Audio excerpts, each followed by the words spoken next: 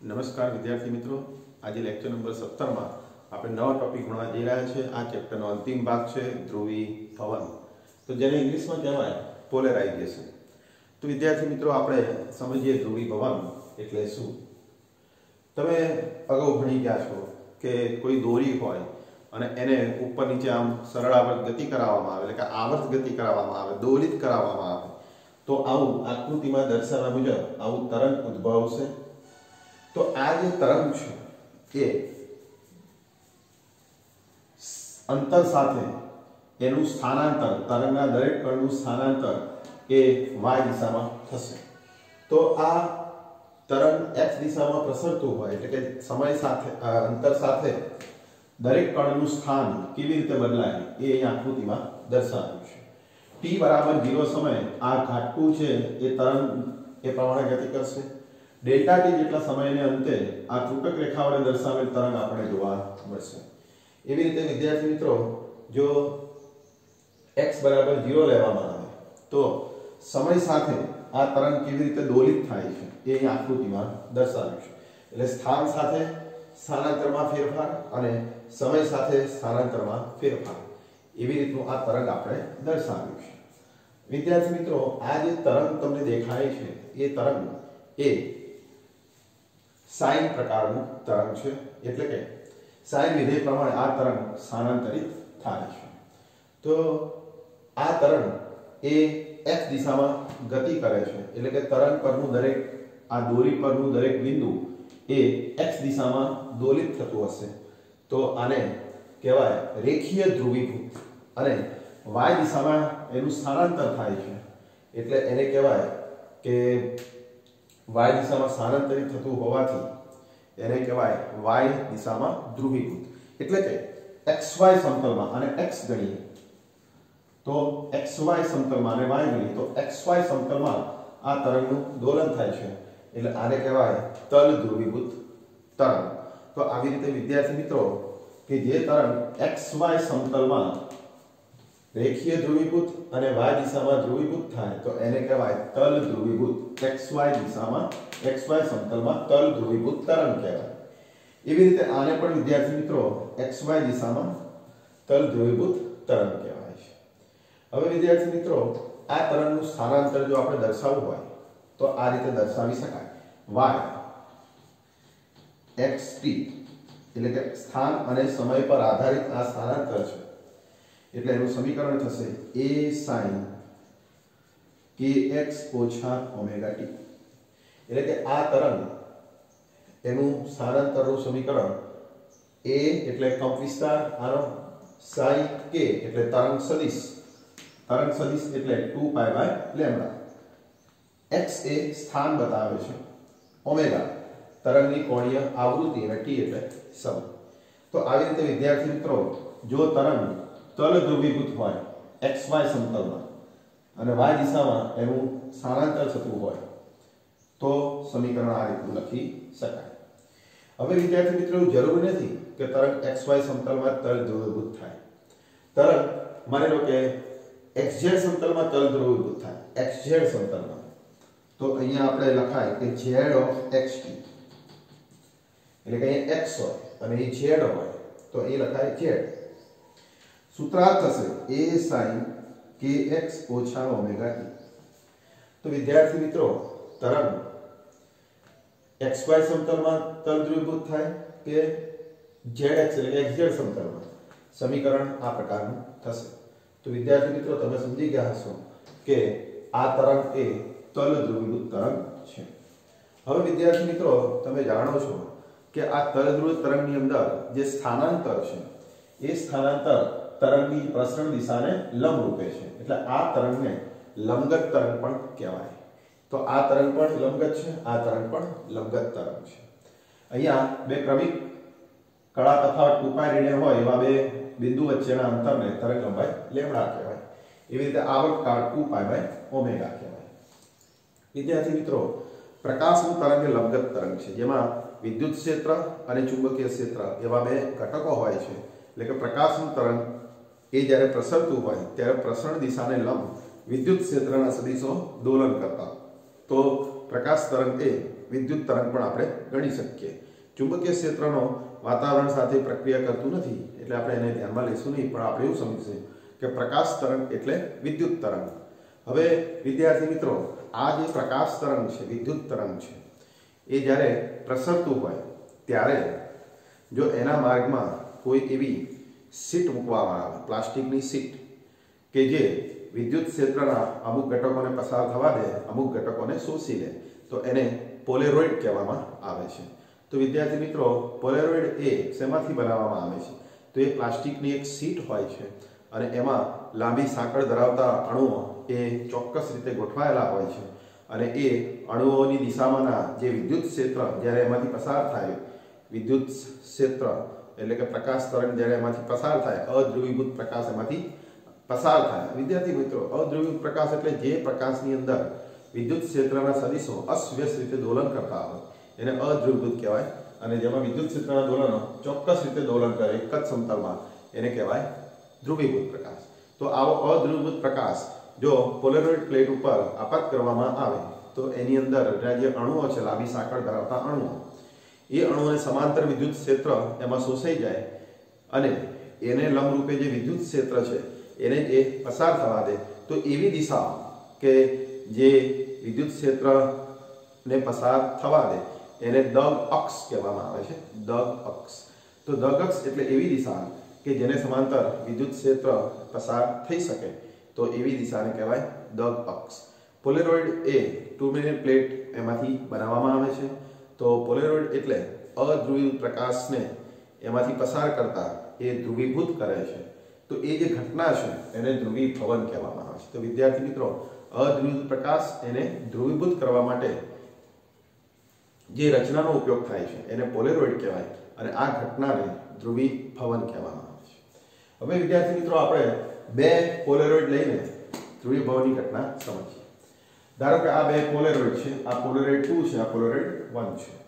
હવે એક જ પોલેરોઇડ હોય, માની લો ધારો કે આ P1 પોલેરોઇડ છે, એની પર તમે અધ્રુવીભૂત પ્રકાશ આપાત કરો, તે પ્રકાશ જ્યારે બહાર આવશે ત્યારે એની તીવ્રતા અડધી થઈ ગઈ હશે, અને જો એને ભ્રમણ આપવામાં આવે એક જ પોલેરોઇડને, તો બહાર આવતા પ્રકાશની તીવ્રતા અડધીને અડધી જ રહેશે, એમાં કોઈ ફેરફાર થશે નહીં, તીવ્રતા બદલાશે નહીં. પરંતુ જ્યારે બે પોલેરોઇડ વાપરવામાં આવે, આકૃતિમાં દર્શાવવામાં આવે, તો આ P2 પોલેરોઇડ છે, આ P1 પોલેરોઇડ છે, આ બંને પોલેરોઇડ આકૃતિમાં દર્શાવ્યા પ્રમાણે એકબીજાને આમ સમાંતર હોય અને P2 પોલેરોઇડમાંથી પ્રકાશ પસાર થાય, તો એ પ્રકાશ આમાં રહેલી દગ અક્ષમાંથી વિદ્યુત ક્ષેત્ર બહાર આવે અને આમાંથી રહેલી દગ અક્ષને સમાંતર પણ વિદ્યુત ક્ષેત્ર અંદરથી બહાર આવશે. ટૂંકમાં આ બંને પ્લેટ સમાંતર હોય, બંને પોલેરોઇડ સમાંતર હોય તો પ્રકાશની તીવ્રતામાં કોઈ ફેરફાર થતો નથી. આપાત જે પ્રકાશ બીજી પ્લેટમાંથી આવે એટલે કે બીજા પોલેરોઇડમાંથી આવે એટલે તીવ્રતાનો પ્રકાશ પહેલા પોલેરોઇડમાંથી આવે છે, પરંતુ બીજા પોલેરોઇડની સામે પહેલો પોલેરોઇડ ત્રાંસો રાખવામાં આવે, અમુક ખૂણે નમાવવામાં આવે, તો અહીંથી જે પોલેરોઇડમાંથી પ્રકાશ બહાર આવશે એ પ્રકાશની તીવ્રતા ઘટશે અને એ તીવ્રતા ઘટશે કારણ કે જે વિદ્યુત ક્ષેત્ર E હશે એનો ઘટક E cos θ બીજા પોલેરોઇડમાંથી બહાર આવશે, કારણ કે આની સાથે આ થીટા ખૂણે છે. E cos θ બહાર આવશે. E cos θ ઘટક વિદ્યુત ક્ષેત્રનો ઘટક E cos θ, અને E cos θ આમાંથી જ્યારે બહાર આવે ત્યારે એની તીવ્રતા એ I બરાબર I0 cos સ્ક્વેર થીટા જેટલી હોય છે, જ્યાં I0 એટલે અહીંથી જે પ્રકાશ બહાર આવે P2 માંથી એની તીવ્રતા અને P1 માંથી જ્યારે બહાર આવે પ્રકાશ એની તીવ્રતા જો I લઈએ તો P1 માંથી બહાર આવતા પ્રકાશની તીવ્રતા એ P2 માંથી જે પ્રકાશ બહાર આવે એની તીવ્રતા ગુણ્યા cos સ્ક્વેર અને બે પ્લેટ વચ્ચેનો ખૂણો થીટા આટલી હોય છે. તો આવી રીતે વિદ્યાર્થી મિત્રો, બે પ્લેટ એકબીજા સાથે ક્રોસ હોય, આ રીતે આમ ત્રાસી હોય, બે પોલેરોઇડ ત્રાસા હોય, થીટા ખૂણે હોય, ત્યારે બીજા પોલેરોઇડમાંથી બહાર આવતા પ્રકાશની તીવ્રતા એ I0 cos સ્ક્વેર થીટા જેટલી હોય છે. આને માલસનો નિયમ કહેવામાં આવે છે. માલસનો નિયમ. હવે વિદ્યાર્થી મિત્રો, બીજી પોલેરોઇડ સાથે પહેલી પોલેરોઇડ લંબ રૂપે ગોઠવવામાં આવે 90 ના ખૂણે, તો અહીંયા cos 90 એટલે કે ટૂંકમાં આ બંને વચ્ચેનો ખૂણો 90 ડિગ્રી હોય, તો અહીંયા cos 90 ડિગ્રી અહીંયા લેવામાં આવે તો cos 90 0 થાય એટલે તીવ્રતા શૂન્ય થઈ જાય. એટલે એટલે કે અહીંથી જે પ્રકાશ બહાર આવે વિદ્યુત ક્ષેત્રની તીવ્રતા એ આમાંથી બહાર આવે ત્યારે શૂન્ય થઈ જાય, કારણ કે બંને વચ્ચેનો ખૂણો 90 છે. તો આવી રીતે વિદ્યાર્થી મિત્રો બે પોલેરોઇડ વચ્ચેનો ખૂણો 0 થી 90 ની વચ્ચે બદલવામાં આવે તો તીવ્રતા ઘટતી શૂન્ય થઈ જાય છે. 0 હોય ત્યારે અહીં થીટા 0 મૂકતા, બે પ્લેટ વચ્ચેનો ખૂણો શૂન્ય હોય ત્યારે તીવ્રતા મહત્તમ, બે પ્લેટ વચ્ચેનો ખૂણો થીટા હોય ત્યારે તીવ્રતા I0 cos સ્ક્વેર થીટા, બે પ્લેટ એટલે કે બે પોલેરોઇડ લંબરૂપે હોય ત્યારે તીવ્રતા બહાર આવતા પ્રકાશની શૂન્ય. તો આવી રીતે મહત્તમ ઘટી જાય તીવ્રતા અને શૂન્ય થાય છે. આવી રીતે 0 થી 90 ના ખૂણે બે પોલેરોઇડ એને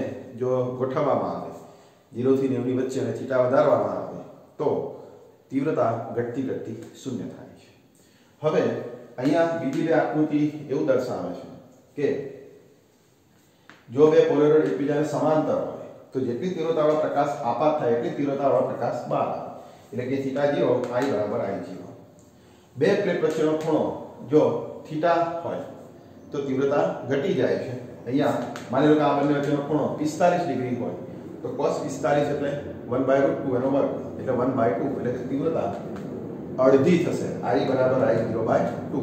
તો આવી રીતે તીવ્રતા અડધી થશે. તો વિદ્યાર્થી મિત્રો તમને ખ્યાલ આવી ગયો હશે કે માલસનો નિયમ એટલે શું. માલસનો નિયમ એટલે બે પોલેરોઇડ એકબીજા સાથે થીટા ખૂણે હોય તો આપાત પ્રકાશની તીવ્રતા જો I0 હોય તો બહાર આવતા પ્રકાશની તીવ્રતા I0 cos સ્ક્વેર થીટા જેટલી હોય છે.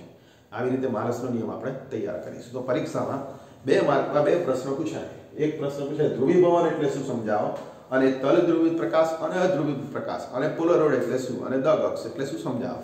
તો તમારે અહીંથી આટલું લખવાનું અને વ્યાખ્યાઓ લખવાની. એમ પૂછાય કે બે પોલેરોઇડની મદદથી માલસનો નિયમ સમજાવો. તો માલસનો નિયમ સમજાવવા તમારે આ બે આકૃતિ અથવા આ બે આકૃતિ દ્વારા આ સૂત્રને સાબિત કરવાનું અને સમજાવવાનું. તો વિદ્યાર્થી મિત્રો તમે સમજી ગયા હશો કે ધ્રુવીભવન એટલે શું અને માલસનો નિયમ. બે માર્કના આ બે પ્રશ્નો થયા. હવે એક ઉદાહરણનો દાખલો આપણે ગણીશું જે માલસના નિયમ પર આધારિત છે. તો માલસના વૈજ્ઞાનિકે આ નિયમ આપેલો એટલે એને માલસનો નિયમ કહેવાય છે. એના પરથી MCQ અને ન્યુમેરિકલ્સ પરીક્ષામાં પૂછાય. ચલો હવે આપણે ન્યુમેરિકલ્સ ગણીએ. ઉદાહરણ 10.8. ઉદાહરણ 10.8 ટેક્સ્ટમાં પણ તમે એની રકમ જોઈ શકશો. તો ઉદાહરણ 10.8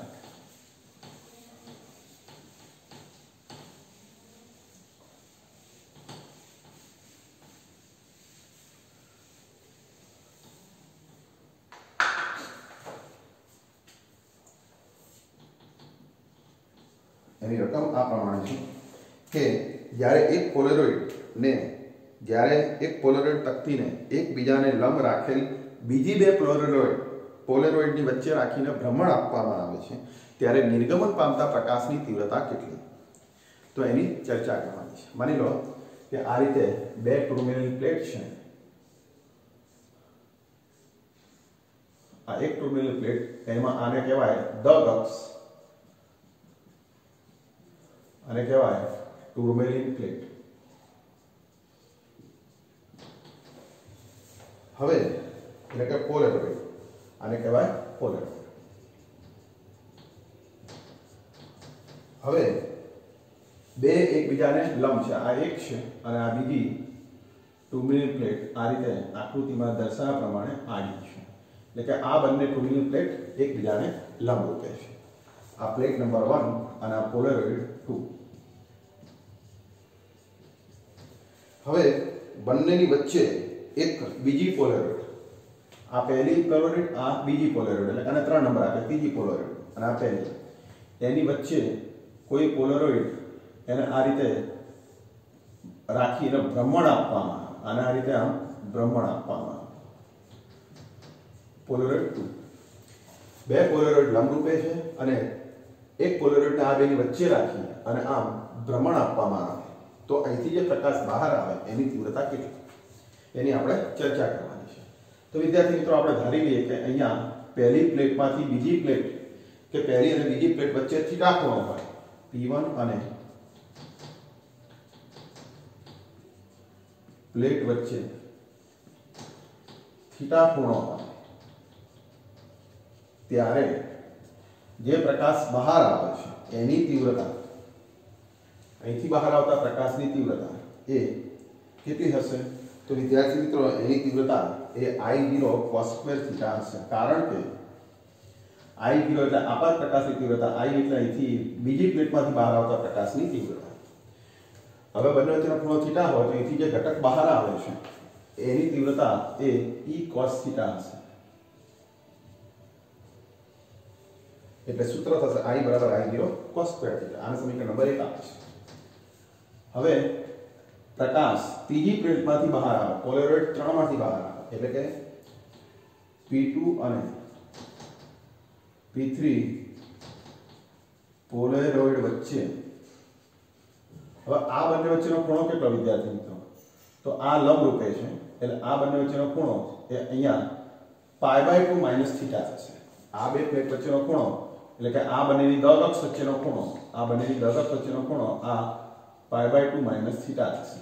એટલે P2 અને P3 પોલેરોઇડ વચ્ચે π/2 માઈનસ થીટા ખૂણો હોય ત્યારે તીવ્રતા. હવે વિદ્યાર્થી મિત્રો અહીં જે તીવ્રતા હશે એ તીવ્રતા કેટલી હશે? તો આપણે એવું માની લઈએ કે આ તીવ્રતા I ડેશ, તો અહીંથી જે પ્રકાશ બહાર આવે એની તીવ્રતા કે આ I ડેશ જે આની અંદર જાય છે એ I ડેશ ગુણ્યા cos સ્ક્વેર π/2 માઈનસ થીટા થશે. કારણ કે ખૂણો π/2 માઈનસ થીટા છે. હવે વિદ્યાર્થી મિત્રો સમીકરણ 1 માંથી I ડેશ ની કિંમત 2 માં મૂકતા, સમીકરણ 1 ની કિંમત 2 માં મૂકતા તીવ્રતા I બરાબર I ડેશ એટલે I0 cos સ્ક્વેર થીટા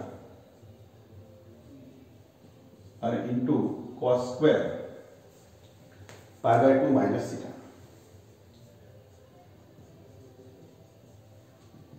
હવે અહીંયા cos π/2 માઈનસ થીટા એટલે તમે વિદ્યાર્થી મિત્રો યાદ કરો કે π/2 માઈનસ થીટા એટલે વિધેય બદલાય, sin હતો cos ને cos હતો sin, એટલે અહીંયા sin લખીશું. તો I0 cos square theta sin square theta. હવે વિદ્યાર્થી મિત્રો આપણે જાણીએ છીએ કે 2 sin થીટા cos થીટા એટલે sin 2 થીટા. મેથેમેટિક્સમાં આવું સમીકરણ તમે ભણી ગયા છો. 2 sin cos એટલે 2 sin 2 થીટા. તો અહીંયા cos સ્ક્વેર છે, sin સ્ક્વેર છે, તો અને અહીંયા જો 4 લખવામાં આવે તો અહીંયા શું થાય? sin સ્ક્વેર 2 થીટા થાય. એટલે કે આનો વર્ગ કરવામાં આવે તો આનો પણ વર્ગ થાય. તો અહીંયા sin સ્ક્વેર cos સ્ક્વેર છે, 4 નથી એટલે આને 4 વડે ગુણતા અને 4 વડે ભાગવામાં આવે તો I0 ભાગ્યા 4 અને બાકી જે વધ્યું આટલો ભાગ એ થઈ ગયું sin સ્ક્વેર 2 થીટા. તો આવી રીતે વિદ્યાર્થી મિત્રો તીવ્રતા જે બહાર આવશે અહીંથી પ્રકાશ એની તીવ્રતા, આ ત્રીજી પ્લેટમાંથી જે પ્રકાશ બહાર આવશે એની તીવ્રતા એ I0/4 sin સ્ક્વેર થીટા થશે. તો આવી રીતે વિદ્યાર્થી મિત્રો બે પ્લેટ લંબરૂપે હોય એની વચ્ચે ત્રીજી પ્લેટ એને ભ્રમણ આપી તો બહાર આવતા પ્રકાશની તીવ્રતા I0/4 sin સ્ક્વેર થીટા થશે. અને વિદ્યાર્થી મિત્રો જો થીટાનું મૂલ્ય આપણે ઉદાહરણ તરીકે π/4 લેવામાં આવે તો આ તીવ્રતા કેટલી થાય? આ બંને વચ્ચેનો ખૂણો એ જો આપણે આ બંને વચ્ચેનો આ બે વચ્ચેનો ખૂણો જો 45 ડિગ્રી હોય, π/4 એટલે 45 ડિગ્રી, તો આ અહીંથી કેટલી તીવ્રતાનો પ્રકાશ બહાર આવે? તો I બરાબર I0/4 sin સ્ક્વેર π/4 અને sin π/4 એટલે 1/√2 અને એનો વર્ગ એટલે 1/2. તો I0/4 ગુણ્યા અને sin π/4 એટલે 1/√2 એનો વર્ગ 1/2 એટલે કે 1/2. તો તીવ્રતા એ 8મા ભાગની થશે. તો આવી રીતે વિદ્યાર્થી મિત્રો આ બંને વચ્ચેનો ખૂણો એ બદલવામાં આવે તો આ તીવ્રતા શું થાય છે? બદલાય છે. તો વિદ્યાર્થી મિત્રો ઉદાહરણ 10.8 તમે સમજી ગયા હશો. તો આજના લેક્ચરમાં આપણે ધ્રુવીભવન એટલે શું, માલસનો નિયમ અને ઉદાહરણ 10.8 ગણ્યું. તો વિદ્યાર્થી મિત્રો આજના લેક્ચર નંબર